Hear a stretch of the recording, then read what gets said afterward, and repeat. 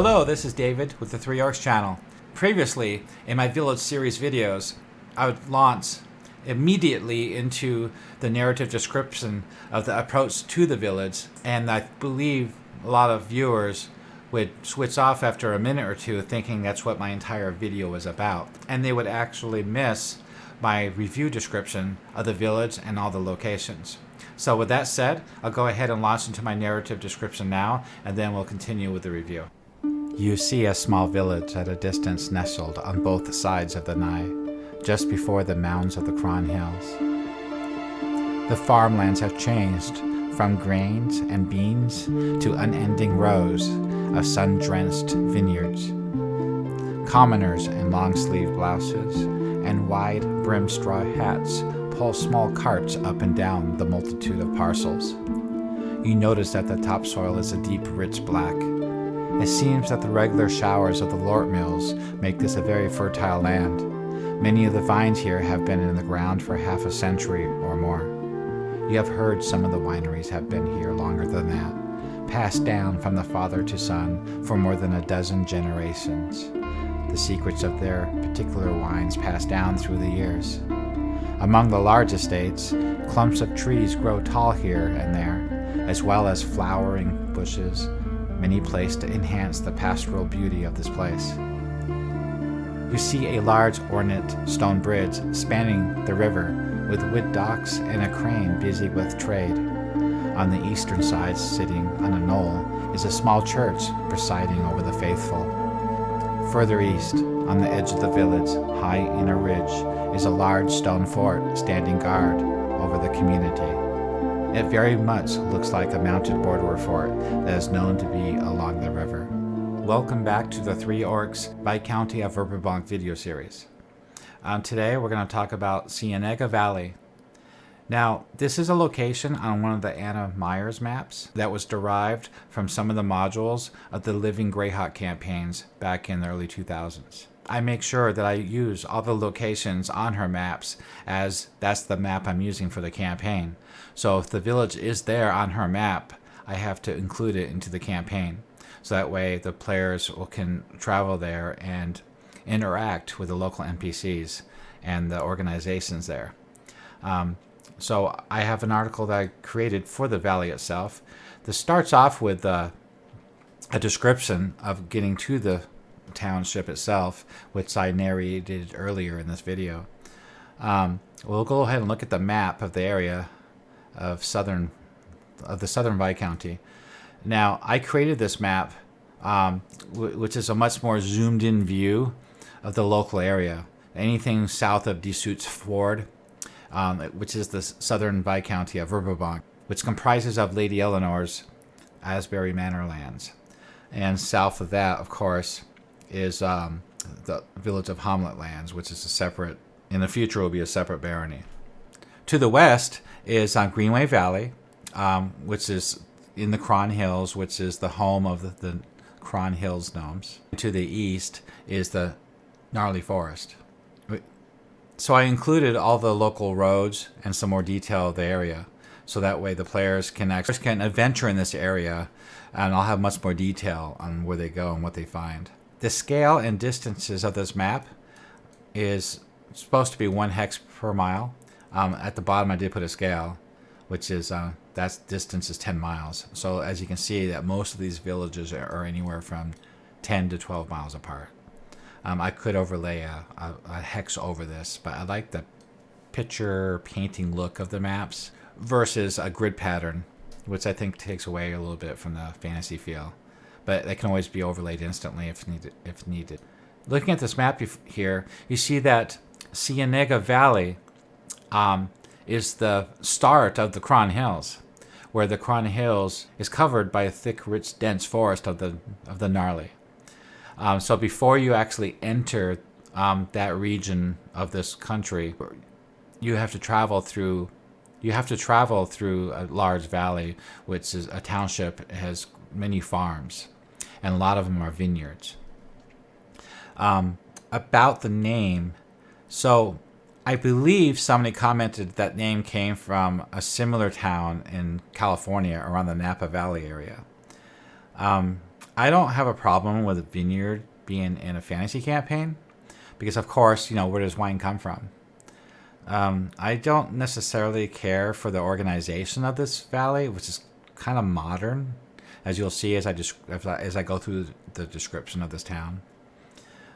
You can minimize that in role-playing. You don't have to really focus on that idea of a modern township cooperative of wineries if you don't want to. But I did place it all here.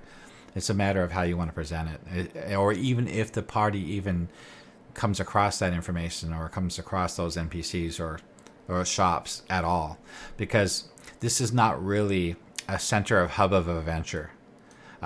Cienega Valley is really just a place to pass through to get a feel of the politics of the land, because Lord Melinius's men are down here and they own one of the tavern, and Lady Asbury, this is Lady Asbury's lands, and the guard of this village is men of House Asbury. So if players decide to stop here on the way in their travels going south, they can stay at an inn. They can pick up rumors here. If anybody's looking for them, maybe they can meet them here. There's some NPCs that developed, possible henchmen or resource or rumor sources that for the campaign are here. But my full intentions here is the only reason they'd ever stop here is just for a rest for the night, possibly get some rumors, maybe get henchmen. But there's a mounted borderer fort here. So sometimes in a campaign, players might need to seek out one of the mounted borderer forts to report something or to find out some information. So that would be a reason why players might want to come here. And also Lady Eleanor's household is here as well. The mayor of Cienega Valley is a family member of House Asbury. So let's go ahead and look at the article itself. So here's the article. At the top, I just put a standard stock picture of a typical vineyard that looked like it might be a good fit for this town.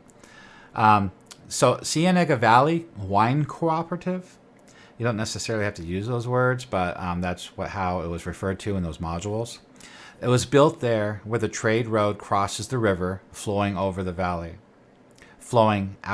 valley.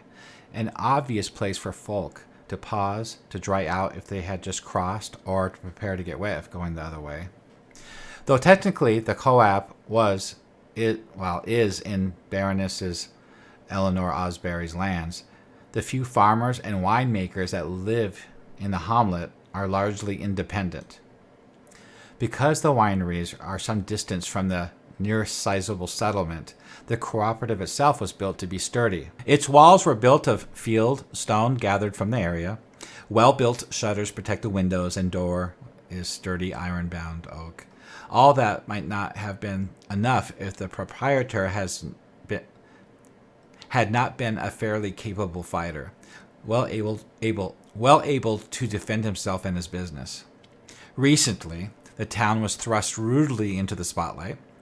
Lord Melinius' claim of a portion of Lady Asbury's lands turned this idyllic place into a border town. For a time, the citizens of Cienega Valley watched tensely, wondering if they would be swallowed up by Sir Simon Melinius, and certain that the days of benign neglect is at an end. As guardsmen and loyal citizens from both nobles moved here in increasing numbers, there's a concern that the residents who had generations called this place their home would be forgotten. There's a lot of politics that are going on in this area. This tension culminated in an election held by the representative of the Baroness, in which Marcus Asbury was elected by a slim majority. For a short time, there was a grumbling about foul play, but in the end, those affiliated with the Honorable Lord Melinius acquiesced to the law of the land and will of the people. Still, the presence of the Black Griffin Inn, as well as the Jewel of Asbury guardhouse, speaks volumes of the tensions lurking beneath the calm surface. Yet, despite the precarious location of the town, and even the recent threat of invasion, Cienega Valley has grown to be a trade center of note. Lady Asbury has taken steps to ensure the security of the town and invested heavily into the infrastructure necessary to support its growth. A sizable contingent of House Asbury's guardsmen, as well as the Viscount-owned mounted borderers fort, and a number of brave adventurers decided to settle in the town. All are united in their desire to see the town prosper. Thus, the wine co-op has been unprecedented profits as the reach of its salesmen stretches the width and breadth of the Viscounty and beyond. Yes, that's true. So if you're ever serving really good wine at a tavern anywhere in the city of Verbobonc or other villages or inns outside of the Viscounty, it's possible they might have wine from one of these vineyards here that does fetch a premium price. I wouldn't expect the cost to be as much as wine from the Fey Elven Kingdom of Selene to the south, because trade from there is much more restricted and rare. But it still should fetch a fairly good premium, maybe more along the lines of 5 to 10 gold pieces a bottle. Because I believe the bottles of Selene is like 20 gold or so. But when we go to the tavern, maybe I have that written out. All right, so let's continue. The hearth of the Lady Charmelaine. The western edge of the local farms have long been marked by the Wine Spring River, and along its bank, an area of semi-tamed natural beauty known as the Village Green. Clumps of trees dot it here and there, as well as flowering bushes, many placed to enhance the pastoral beauty of this place. The only permanent structure is a large gazebo near the very center of the green, a place for gathering for the people of the valley. Feast, town announcements, weddings, and but a few of the events that take place are here. The expression, news from the green, can be heard from the valley resident making a point of common knowledge. Let me show you the map again real quick. So this map is quite big. I zoomed in all the way to the village green, or village on the green, and that's the gazebo right there. I didn't put too many bushes or trees in the green because I felt like the area had to be open. Also, the Fort Emridy would not allow that. They need a clear firing range in all directions to protect the approach to the fort. So I felt like that would be the best. And to the south is that Druid's Grove called the Earth of Obadiah, and a cottage for the Druid himself that serves the village. So let's go back to the article. However, though, the townsfolk meant well. The rapid growth meant that there was once a naturally occurring beauty on the outskirts of the town threatened to be overrun by progress. As the town grew, homes and businesses began to encroach on the edges of the green. Tabor's Mundivigent Menagerie winters here in the valley. It's a traveling circus. And built a number of semi-permanent structures on the green in order to house their performers and perform his shows. As the demand for trade increased, the town went so far as to build a dock at the edge of the green. Another stock photo of free. So fortunately for the townsfolk, a wandering druid saw the town that was in dire need of some guidance so they could grow without spoiling the beauty of the natural area. He took over the care for the green and worked not only to restore but to enhance the beauty of the area. After many prayers and devotions, he went as far as to consecrate a portion of the land as the grove dedicated to Charmelaine. The grove consists of many tulip trees and several large oaks. The altar is surrounded by large pines and gave it a nice shade and protected it from almost all the elements. The altar is carefully shaped from a living teakwood that was brought in from afar. It stands as a place for the residents of the valley and as a reminder that beauty should be preserved, not crushed by stones of buildings in progress. Let's see. I got all these maps embedded into the article here.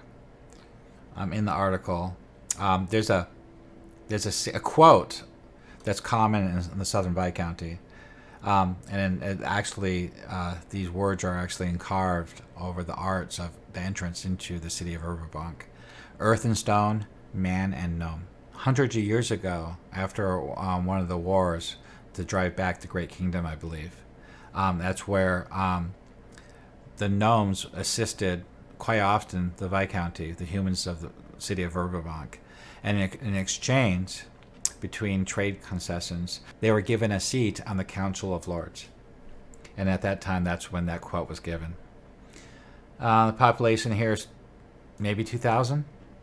I did key all the locations, as you can see on the right. There's the owner, which is Baroness Eleanor Asbury. And the characters and location is Marcus Greensward, which is her cousin. And he is the mayor. So let's keep going down. There's Bardic Knowledge. It's all from the Living Greyhawk module, so that's why they're DCs here from D&D 3.0. But the information here is valuable. So it's just a matter of whether or not you want to give this information to the players or not. And it's quite interesting. Some of it is in the future. So depending on the year of your campaign, like I run mine the common year of 576, which is the traditional year that players would go seek out the Temple of Elemental Evil and conquer it. And so some of this information can be used as future information for the DM to continue with the campaign as it progresses. So it's quite valuable information, in my opinion. It talks about the grapes. It talks about the houses, the worshippers of Tritherin, all the political problems they have with the Mounted Borderers, and they talk about a Brewfest celebration that they have every year. And for example, Sergeant Olaine Rodrigo, first officer of the Fort Emridy, personally leads the military parade that opened the Brewfest celebration at the request of the mayor and prominent citizens. Things like that. They can add more flavor to the campaign. So here's the demographics. Mostly human. There's some elves. It's only like one half orc probably. And the government, a semi-independent nation, owing fealty to Voluna, but they're beholden to House Asbury.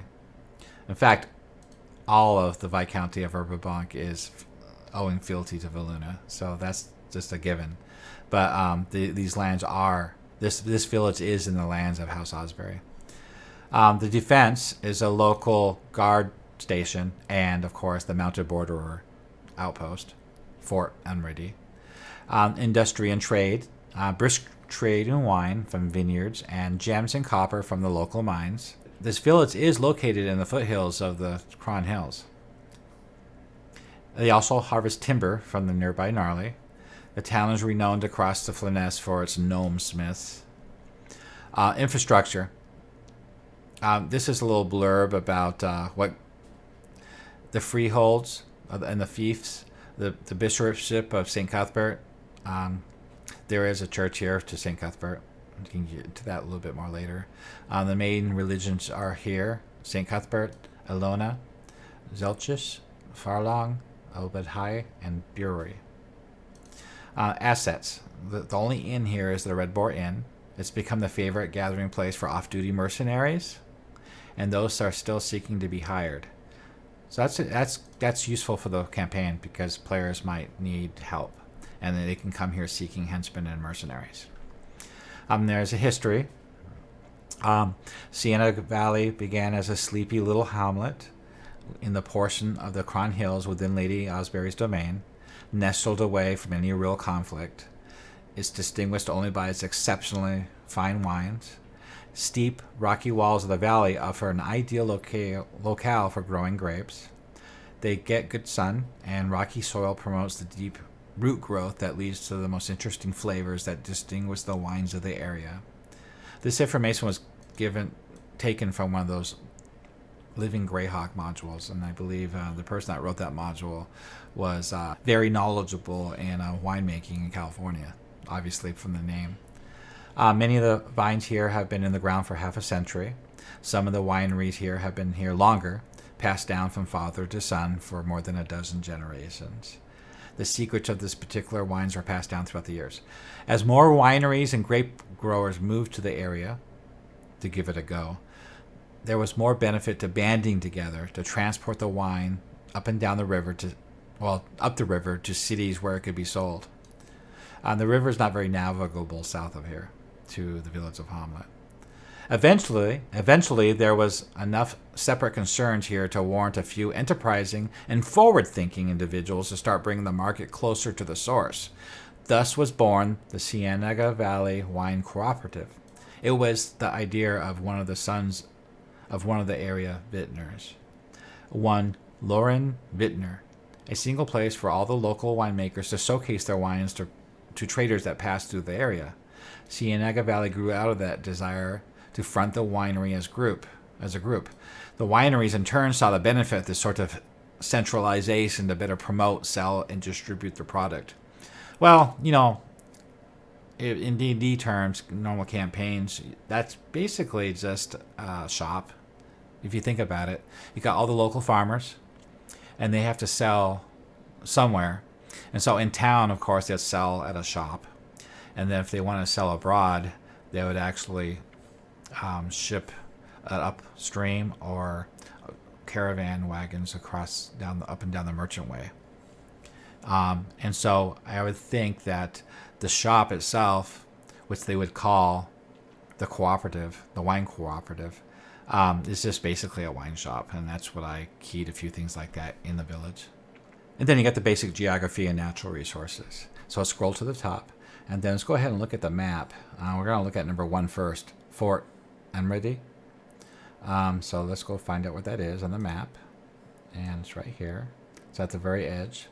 So this road, I gave some of the trails some names because I feel that a lot of times in maps, often map makers don't name the streets or the trail. But if you read any fantasy book, when locals refer to a location, they always know the names of the streets. And I realize now that I have not named many of the streets in my other maps, but I did name some of these. This map was made with the Dungeon Master Pro from Steam. That was like 3 years ago. It looks great. It looks good. Considering that the original hand-sketched map in black and white, like with a pencil, was created back in 2001. And this has come a long way since then. This is so much better looking compared to that, at least. Nowadays, though, I use Wonderdraft and Dungeondraft. And as you saw in my previous villages, as you saw in my previous maps, my other villages, those look pretty good. But this is still serviceable, and it still looks good. So, this is Fort Emridy. It's got the ballistas, supplies, the main gate. So this road right here that goes off the map, you can take that to, let's take a look here. Yeah, the road to Asbury, which is a very minor trail. You can get a small wagon along that trail, but that's about it.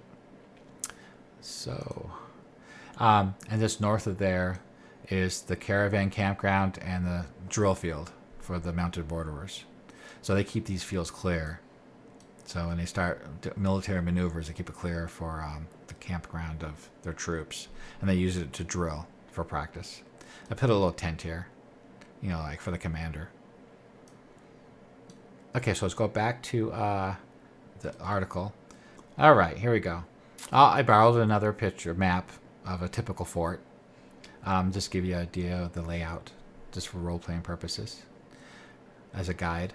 So I named the local officer, the commander, Olin Rodrigo.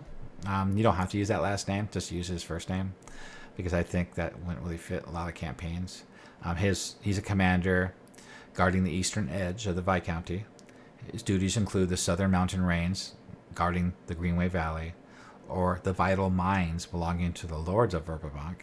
He ensures the safety of the merchant road south to the village of Hamlet, to Cron, and the farmlands of House Asbury and the fens of Tor. He commands over 30 mounted borderers that patrol the region and another 30 that guard the fort. 24 servants and skilled laborers work directly in the fort. Those servants and laborers, I assume that most of them live in the village itself. Patrols. I made a patrol leader in case it's needed, because often players will encounter patrols. Maybe to get rescued or to report to or to come across, maybe summon a patrol. So you always need a patrol for some reason or another. His name is Ralik. He's a 7th level ranger, 5-year veteran of the Verbobonc military. He's seen a lot of trouble with the bandits, and recent groups coming from Nulb has him very worried, which is obvious because that's the module.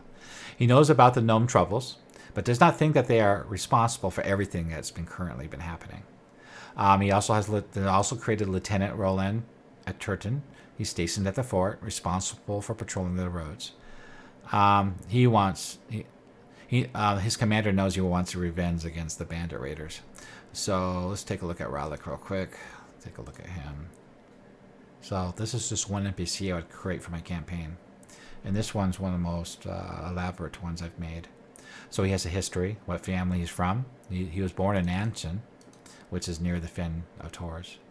His current situation and his motivations are all labeled here. It talks about the gnome troubles, the rumors that he knows about, his relationships.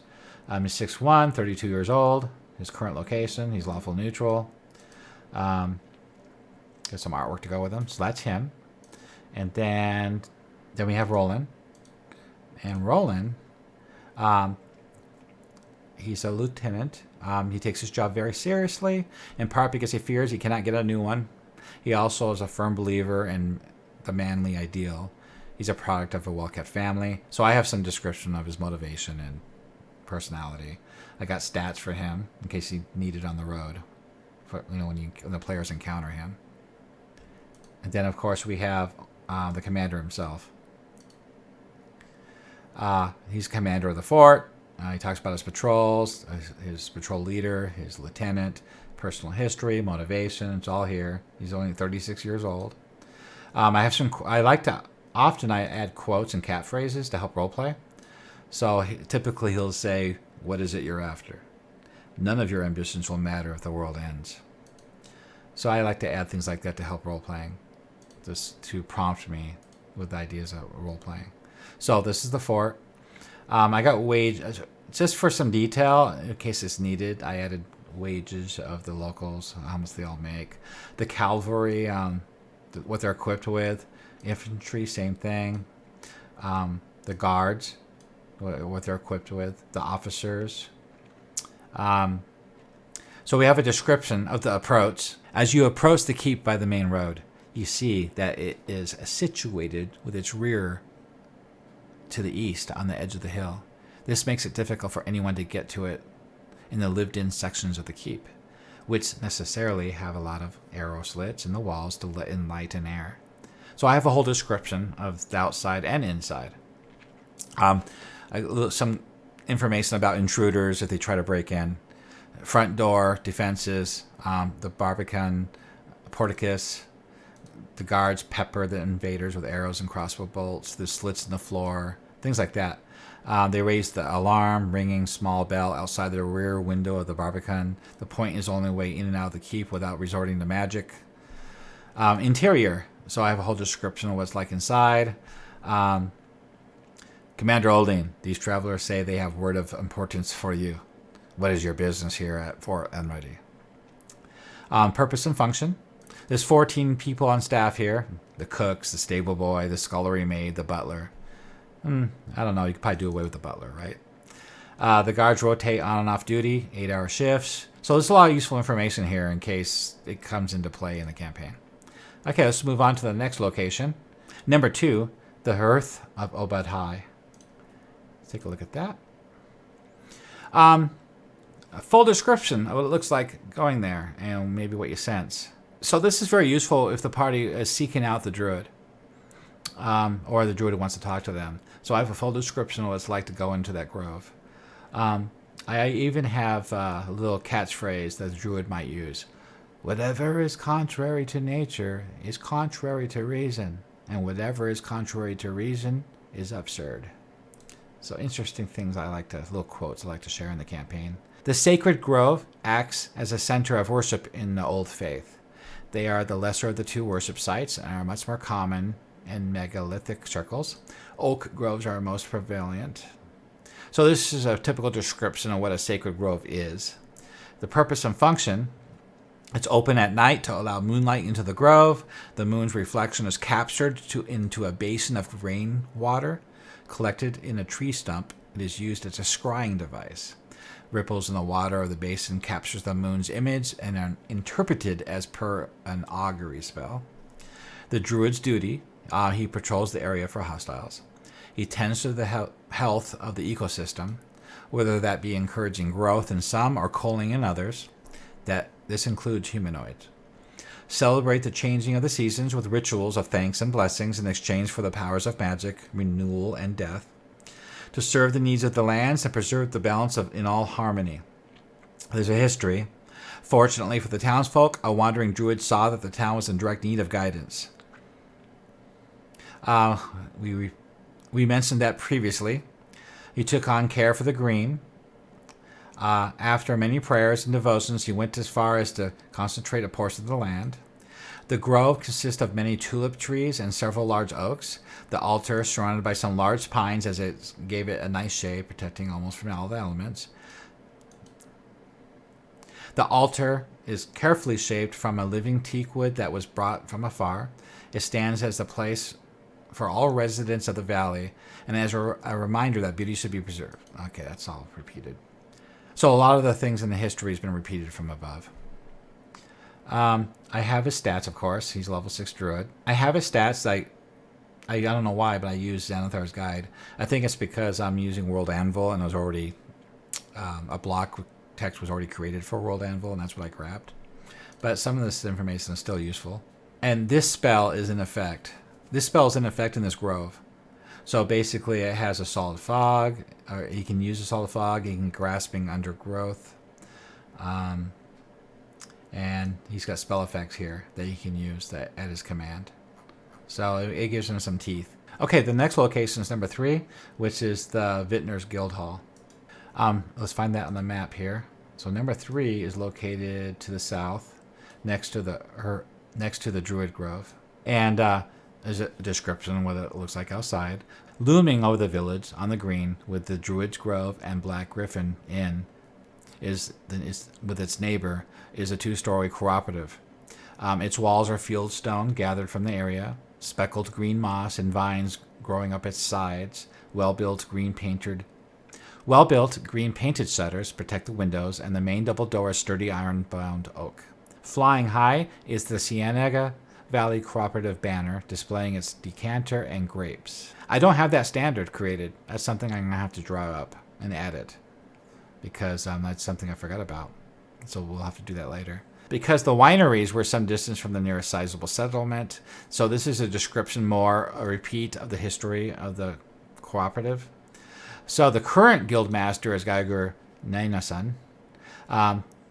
He works closely with House Asbury and the mayor, Marcus Greensward, and the local vineyard owners to bring wine to the market, attract merchants from afar, and set prices to pay the tax to House Asbury. Let's take a look at him. He's the current guildmaster. It's pretty much more of the same information. We'll probably have a picture for him too there. Politics. Gigor, I believe that's Scandinavian, is constantly fielding complaints and working with the druid Tanathil Mornala at the Druid's Grove. Let's take a look at him first. I think that's something we skipped before. There he is. Tanathil is a youthful adult male, short, unbelievably nimble, has pale blue eyes, tan skin. So we have a full description of what he looks like and what he's like. And he's an agent of the Druids of the Gnarly Forest. He was sent to the Cienega Valley to check the human settlement of the area and help to repress any rise of evil of that sort. He will give aid by spells, but will not accompany the party. Tanathil has served as the Druid since before the Battle of Emridy Meadows. Although he is the spiritual leader of those of the Old Faith, his congregation is steadily dwindling as it is all over the rural of Verbobonc to the faith of St. Cuthbert. He is friendly with the people of the valley, including the militia captain at Fort Emridy and the mayor, Marcus Greensward. He maintains a sacred oak grove and scrying bowl. He has several squirrel companions, that's rarely seen, and a great badger named Acorn. His cottage is a wooden, low-roofed building outside the great oaks. The home contains a cellar where Tanathil stores his treasure. I bolded this because this is important. He often spends many hours nightly scrying ripples in the water of the basin, capturing the moon's image, and tries to augury coming events. He has a growing concern of the disturbances in the area, but are not understood what they mean. He speaks with the trees of the grove as well. The magnificent oak roots run deep into the earth and is in communication with the rest of the gnarly forest. They sense unnatural disturbances and alarmed but not know the source. Only feel the pain where the cult is causing these events. As you know, from the Temple of Elemental Evil, they use the elements of fire, water, earth, and air, and to perform horrible acts upon the area. And that continues to grow as the campaign progresses. And he becomes increasingly alarmed and becomes more involved with the events. He has been visited several times by Divis. Divis is a mad druid. Nobody believes him. He's the one that actually senses the true effects of what the Temple of Elemental Evil is doing. And he's been trying to warn everybody, including the Grand Druid himself, about what he senses, but they all think he's mad. But so he's visited with manic, ridiculous ravings of corrupt primordial elements raised up against man and earth. The Archdruid himself, Huldafer Paravis, in the gnarly forest, has cast Divis out for his callous and erratic ramblings. The tribes keep him at arm's length. Divis comes to him as a rabid animal, demanding them, begging to use the grove's altar for augury, the meanings of his prophetic visions that only he can see. Tanathel believes this to be an illusion of a raving lunatic. So that's all going on right now, and we got his stats and his spells and his companion, his animal companions. He's got a totem wild shape once a day. He's as a giant badger, and 2 times a day as a regular badger. And so he has relationships with Divis, the raving mad lunatic of the druid. He also has a relationship with Jeru Ashstaff, the druid over the village of Hamlet. Both druids were sent by the great druid of the gnarly to watch for any rise in the Temple of Elemental Evil, and any excursions of men into the gnarly. So they have similar objectives here. Okay, let's go back to the article here. We're back at the guild hall. Basically, it's just more history. I think this building should be just basically a meeting place for all the farmers and vintners to come and talk about policy. I don't know if the players would ever have a reason to come here. Okay, go back to the map. Let's see. So that was number 3. So number 4 is right next door. That's the Black Griffin Inn along the river there. Let me zoom out so you get a look at the whole village here. Oh, the village is so big that's zoomed all the way out. So let me scroll around for you. We'll scroll down to the south. There's farms along the river there. I'll scroll to the north. More farms and vintners on this side of the river. There's the Jewel of Asbury guardhouse, Temple of Pelor. Okay, let's cross the river. So the road right here to the north goes to Etterbook. So to get from the north, from the city of Verbobonc going south, you either travel along the Merchant Road or you take the river south. The river at this point is really only like less than 100 feet wide. So only the smallest fishing craft can actually navigate those waters. So we have we have a marketplace on the other side of the bridge there, on the west side. Because you got to remember, this road right here is the main merchant road. So it continues south along the river. At the edge of the map, it continues on to the village of Hamlet. Okay, so let's go back to the Black Griffin Inn. That's as far as I can zoom in. So the Black Griffin Inn, number 4. Full description of what it looks like outside and inside. And it does show that hanging proudly is the banner of the Black Griffin, which is the standard of House Millennius. The only The only inn in Cienega Valley with space is the Black Griffin Inn. It has become the favorite gathering place for off-duty mercenaries. House Millennius' patrols and those that still seek to be hired come here often. The inn is typical inn with tavern attached. Most customers drink heavily and take part in dart and dagger throwing. No gambling is permitted on the premises by order of the owner. The inn is 3-story high structure with a tap room. Much more descriptions here.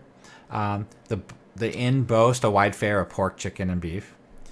Nothing exotic or fancy, just good home cooking and large portions. The bar has all the common ales, including honey oat ale that is fantastic.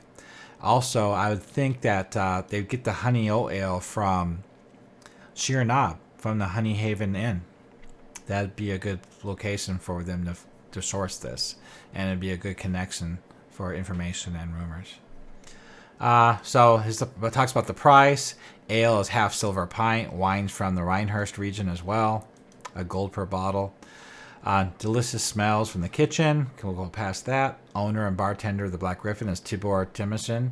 He's beholden to House Millennius. Let's take a look at him. There's not much to him right there. But at least he does have an article devoted to him. He ensures that the locals are treated well and have a good time. He's under the orders to convert the locals' favor to House Millennius, as Sir Simon Millennius has his eyes set on absorbing these lands to his. I have articles written, links to them, of NPCs. See, all these NPCs I can use, just pull them out when needed. A lot of these are possible sources for henchmen. We got mercenaries, sellswords, bards, peddlers, merchants, traders. We got some mercenaries down here that I also added for NPCs. And even a bard. He's a spy. Better not give that away. One of my players might be watching this. He's a paid mercenary spy for the cults of elemental evil and various nobles around the Viscounty. So, the captain of the guards is Grayson Reed. The men-at-arms are 0 level. So Grayson commands 6 loyal guardsmen that serves House Millennius, is under orders to search for the best interests of the locals and Fort Emridy, to foster goodwill. He pays respects to the locals and obey laws to the letter, as to not cause any desertion of his standing in the community.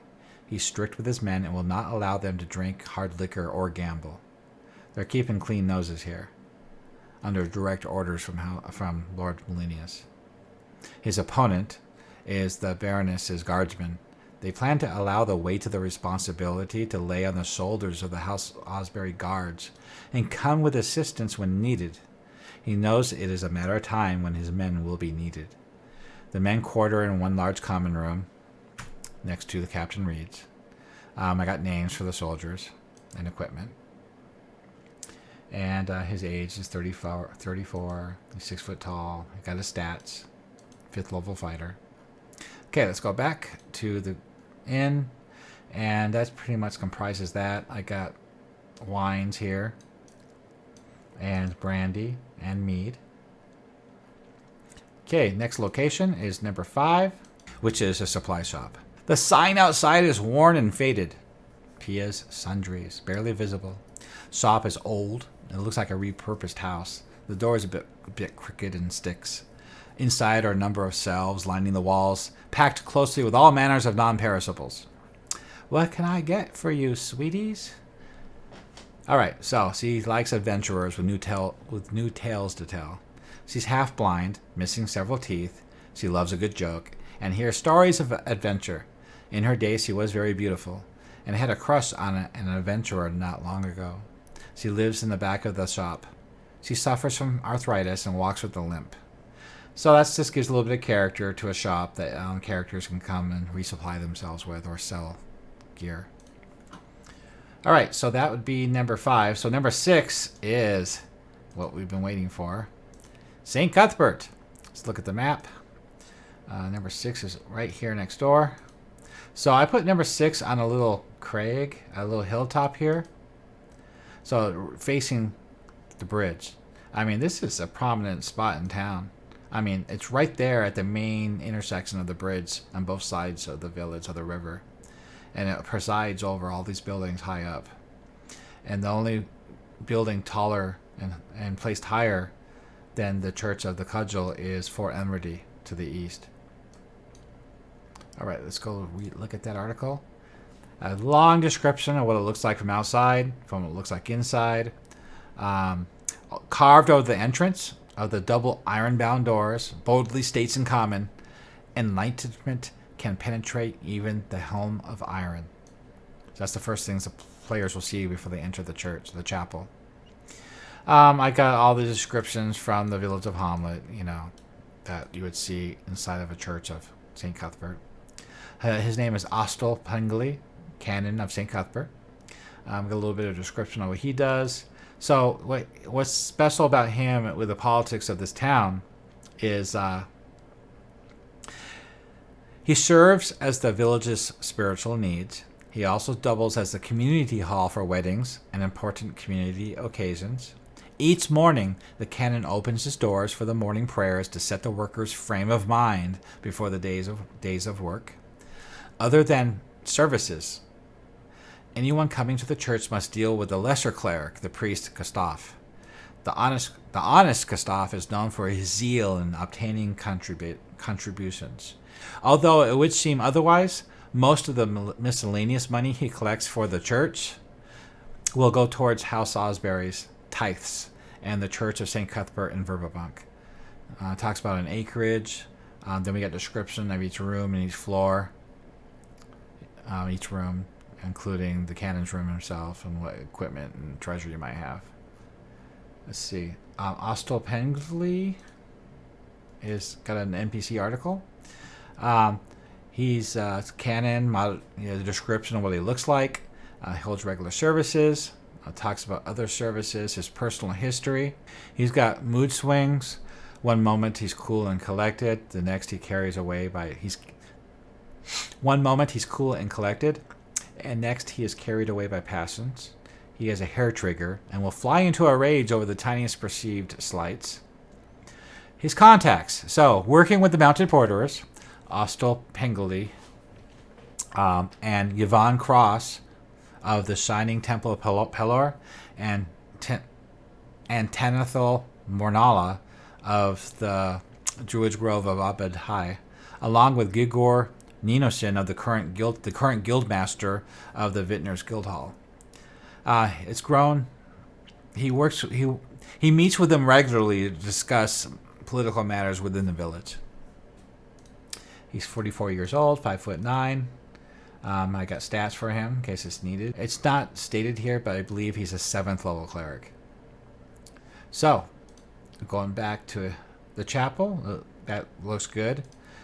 So besides number 6 is number 7, right there at the foot of the bridge. It's a big manor. It's the Greensward Manor. And it's a dominant position in the town there, right along the river. It's the family home to Mayor Marcus Greensward. The video I made about House Asbury talks about the Greenswards. I believe it's Lady Eleanor's parents. One was a Greensward and another one was an Asbury. And so Marcus is from that side of the family. He's been in the family since the Greenswards have given lordship to Asbury Meadows. This is the home of the village elder and his wife and 2 grown sons. One of the sons is married and his wife and 3 children live here. Both of his sons have horses and are very proud of their status. 2 servant girls, hired farmhands, so it's all described out. Then it talks about the village council meeting hall. So this is the village council meeting hall from which Marcus works with the community.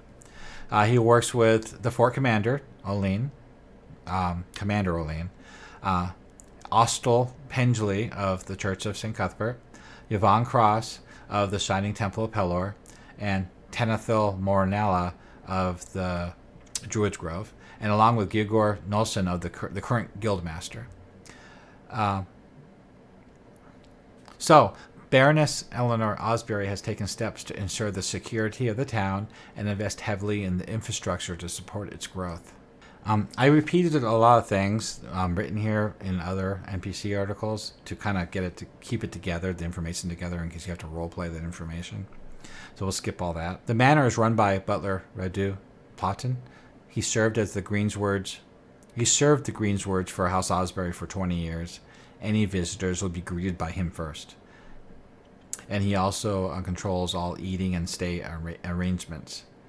The late middle-aged man, curt gray clothing, so I have a description for him.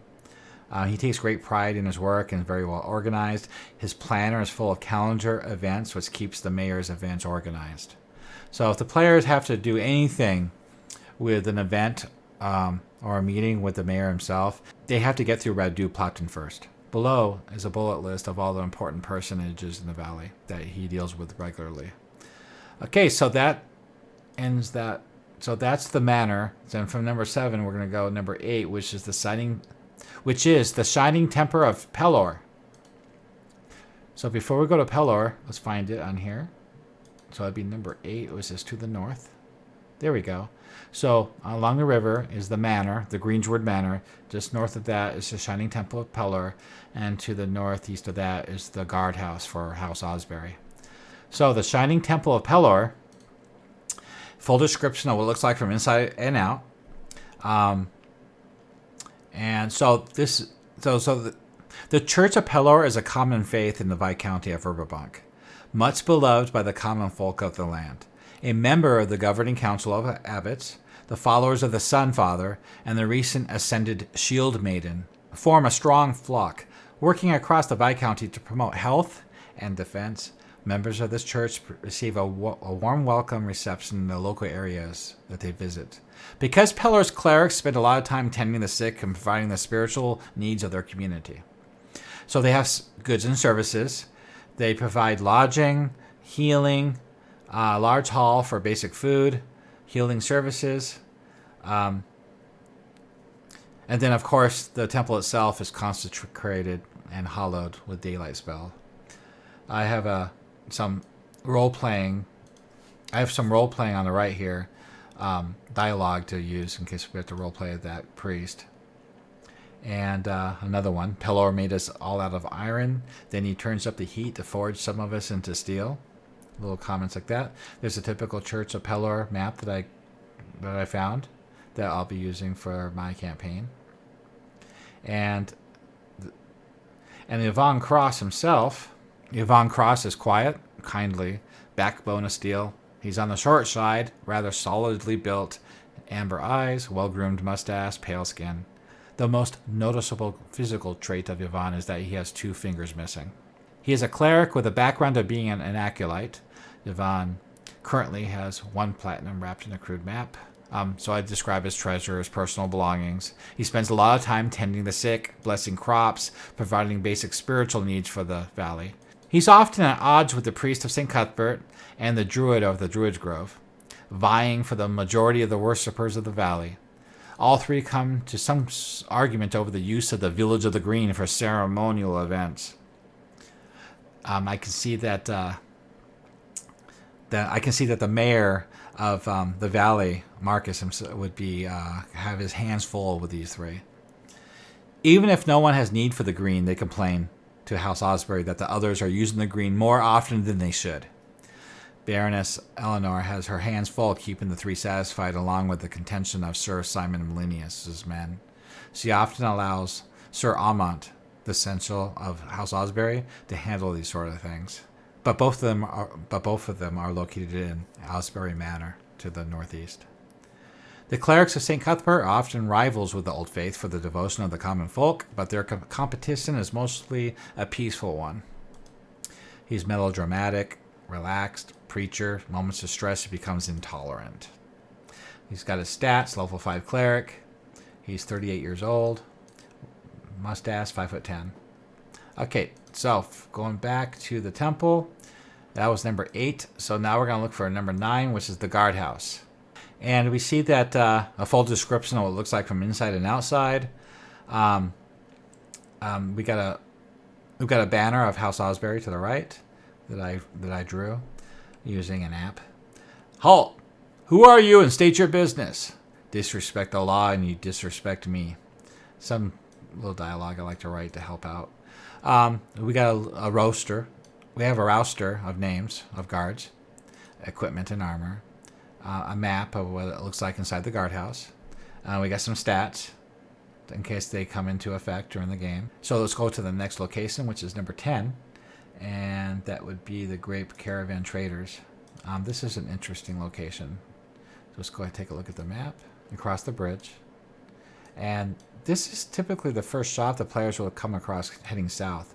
But as they're coming south down the Merchant Way, the main Merchant Road, and to the intersection, they can keep going to the village of Hamlet, or they can cross the bridge into the east side of the village. But right there in front of them, to the right, is the marketplace, which is quite lively. And then right there in front of them is a shop at the docks. So let's go ahead and look at number 10. Trader and Merchant House. Macken Lindsbergsen Trader Shop is located on the prime convergence of river and road traffic of Cienega Valley. The main docks for offloading cargo and next to the Cienega Market Square. The merchant wagons and boats are often arriving to offload merchandise and trade with Macken. He is the most successful and notable merchant in the area. He and his wife live in the rooms upstairs with his office and shop on the main floor. He often entertains clients for wine tasting events and to procure large shipments throughout the Viscounty and as far as Divers, Thirandi, Luna, and even Greyhawk City. I have a full dialogue description walk-up, which is its own little thing in its own. I have the players interrupt a conversation he's having with a potential client, which is quite interesting. I got some more dialogue over here. There's his wife, Wen. Four porters. Four porters are the hired help. They live in the back rooms. They are the shopkeeper's helpers and work loading and unloading wagons and boats at the docks. I got their names and stats here. A description of each room and floor, attic, purpose and function, prices, and here's the map of the shop itself. Okay, that's number 10. Across the way, just south of the market square, is a wine market. So we'll go to number 11 and take a look at that. Full description inside and outside. This shopkeeper is Harry Ront. He's a wealthy wine merchant that sells the local wines as far as Verbobonc and beyond, as far as Divers. He's in the middle of a discussion as well. If you walk up to him, he can have a lot of conversation with him about trade, especially wine. And I have a map for him and his character article right here. He's a wealthy wine merchant. So the only further information on this page is his wife Bria with 2 daughters and 1 son lives upstairs. His wife helps tend the shop but leaves all deals to her husband. I mean, just look at his face. You're not going to be helping him make deals. His son, he uses as a porter, which is pretty pathetic. His oldest son is a porter. And to assist customers to load their wagons and stock the loaders. There's his stats and her stats. Inventory. He has 286 cases of wine. 8 large Ipin oak barrels in the basement. His wealth. Mundane items and he's got some potions too. So he's all keyed out, ready to go. So now after 11 would be the next location. The next location after 11 is the Hidden Vine Mill.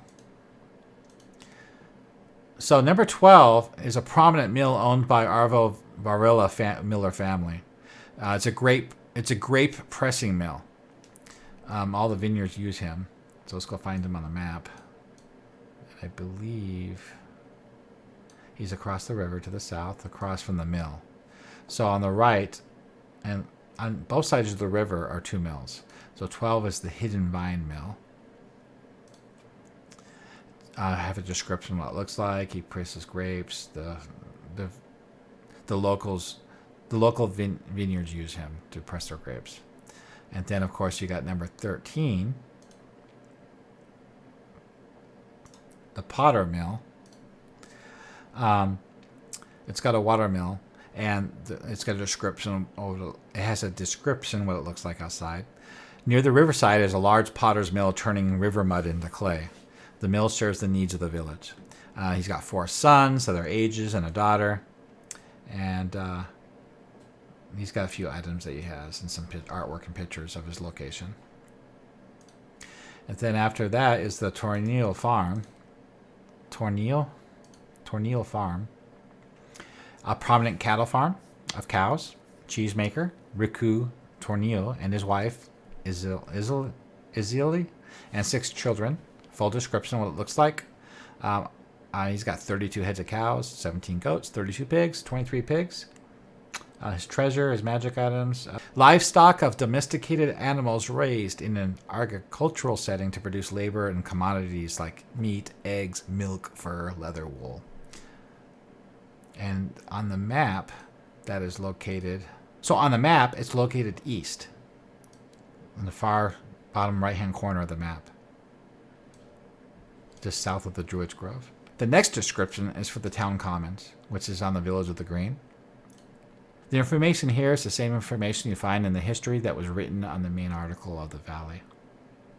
So after that location, from 15... So number 16 is the caravan campground and borderers drill fields. That's the 2 fields north of Fort Emridy.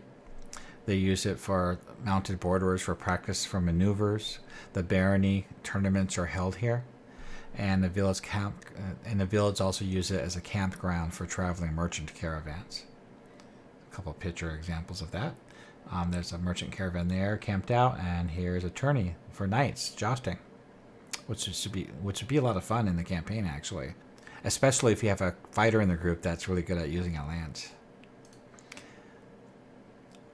Okay, so we keep going. 17 is a vineyard with very little information that I didn't develop. So let's go ahead and look at the map again and skip some of these vineyards here. So we have a farm, number 23. Across the river, we have 17 of another farm, renowned vineyard. Actually, now that I think about it, some of these vineyards, their name could be on a bottle of wine. So not only could you order a bottle of wine from Cienega Valley, but the label on the wine would be Tierra Vineyard, and maybe the year, like the common year 544. They want 20 gold for that. That'd be great. A little bit of more detail in the campaign if you want it. If you go north, you got the Greensward Estate. The Greensward Manor is here, but this is the Greensward Estate. The estate of Captain Guat Greensward. This is another ancestral home of the Greensward family. He's captain of the guards, the Jewel of the House of Asbury guards. So he has his own estate over there. The Cart and Coin is a shop of Wainwrights and wagons and teamsters. It's a good place for the players to get wagons and help porters. In the middle of town, this is the only forge. This is the only village blacksmith. In fact, we can take a look at that. We have a description, of course, what it looks like. Greetings, friends. I'm Saldric. What can I do for you? Sir, what you after? Plows? We've got some new traps. Very good, guaranteed to kill immediately. Or we have some buckles. The stone building is 30 feet high. Sheldrick the smith, a large man, arms bulging, corded muscles. More description. He makes horseshoes, nails, bits with ease. Weaponsmithing and armor forging is beyond him. The best he can do is make arrowheads and mend a hole in a shield or weld or bolt a patch. He keeps the garrison supplied and the local farms. He can undertake special commissions, like forging a holy symbol dipped in melted silver or dipping a blade. He's also a stalwart in the local militia, and he's also considered one of the community leaders. All right, so also nearby is a leather shop, number 20 here, and it has its own docks. This is a home and business of the village leatherworker and his wife and brother, a simpleton who does not bear arms, and 3 children. Eldest is 12, Leatherworker is jack of all trades, being a shoemaker, a bootmaker, a cobbler, saddler, harness maker, and even a fastener of leather garments and armor. So, he's connected to the docks, receive and send goods across the Viscounty. Then, of course, we have his family. Let's stat it out. Okay, I'm sure there's more artwork on that article. So, go north, we have some more vineyards that are not keyed. Across the river, we have our fisherman and basket maker. So, he's a local fisherman and basket maker that makes his living along the river. His name is Bambus Elderson. We got Varsia. Then we have Varsia Vineyards to the far northeast. And that's about it. So that pretty much comprises of the village of the Cienega Valley. So about the map, I realized the graphics of the river is a little bit narrow. At the time, using Dungeondraft Pro on Steam, that was the only river graphic I was able to use. River object. That was the only river object graphic I was able to use. I couldn't enlarge it any more than that. So you'll have to have a little suspense of belief there for this to be more realistic. But I think it's a pretty river. It looks great. Really gorgeous graphic for the river. Just not quite wide enough. But it works. And also, I think there should be more roads going off into more farmlands, like to the east and west. So, but this is still very usable. And I did label a lot of these roads, like right here, Fermany Pathway. So this village is great for stopover to find rumors and maybe hire help and get assistance from the locals. If you have any comments on this map or my key description of this village, please give it below. I'd like to improve upon this, and I'm capable of editing. I'm capable of editing this at any time for my campaign, so I'm constantly improving on it. A lot of times I'll use placeholders for artwork, or I'll create an article on a location with very little information on it. And if I feel like I need more information on that location in the campaign, I'll create it at the spur of the moment to prepare for it, hopefully before the players get there. I hope you enjoy my video. To support me, please come over to my 3 Orcs Patreon channel, so that'll encourage me to make more videos. So this ends my video review of the Cienega Valley and my village series of Verbobonc. Thank you for joining me. Good gaming. I'll see you next time.